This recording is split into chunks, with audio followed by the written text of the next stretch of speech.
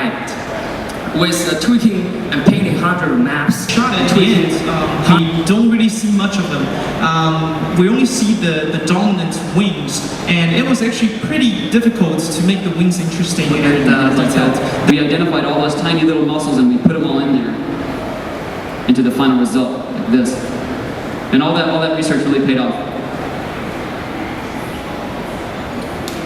We also, in doing the animation, we take that reference, we take that research, but we also have to exaggerate it so it comes across on the screen even more clear. Now, for Leah's close-up hand shot, we took this specific video and we learned quite a bit about the mechanics of writing.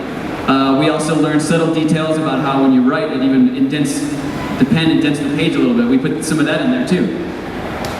From this research, we also learned in detail how the shape of the hand needs to be just dead on. It was a close collaboration between the modeling, between the rigging and animation teams in order to get the shape of the knuckles and all the individual wrinkles of the hand just right.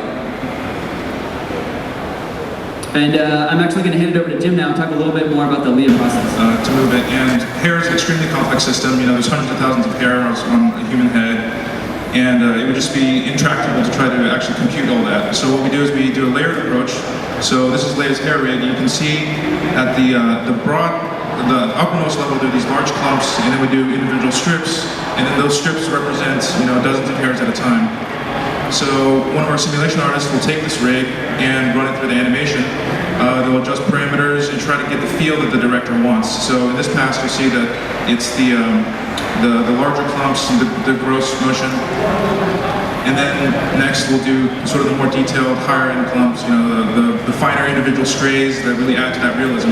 The CG hair has a problem where you start seeing like these big clumps move in as one giant group too often.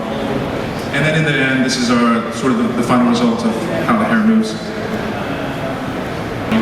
And he's also supposed to do some more, it's pretty dexterous in the end. And so here's an example of just turning one control, the legs stay pinned to the ground, the abdomen moves around.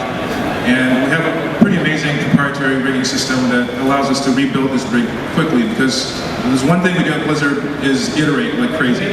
And so designs continue to change. This shot and completely bent over. And a creature of this girth couldn't really do this, so we cheated in CG. So let's pull the camera back and see what Asmodean is actually doing in the shot.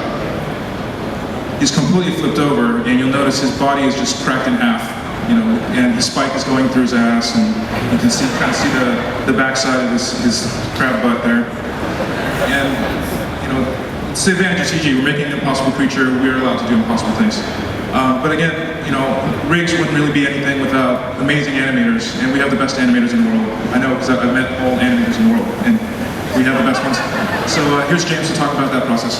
This shot in particular I wanted to show you because Nick had something very important in mind about Asmodean. Part of the story about him is we wanted to have him massive, huge, and sort of cumbersome, a little bit labored, 20% labored as he gets up. It's not so easy for this huge guy to stand up after being down there. And basically what that means is a hard light gets very sharp shadows, gets a lot of crisp details.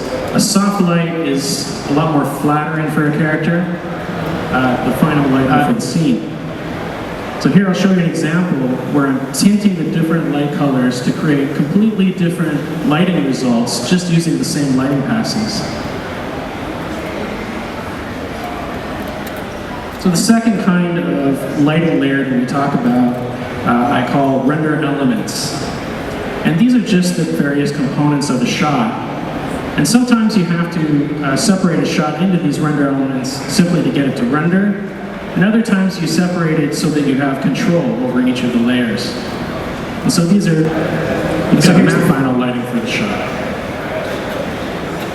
Now to talk a little bit more about some of these render elements that you see here and some of the effects passes, I'll hand it back to Mike. Thanks, Grandma.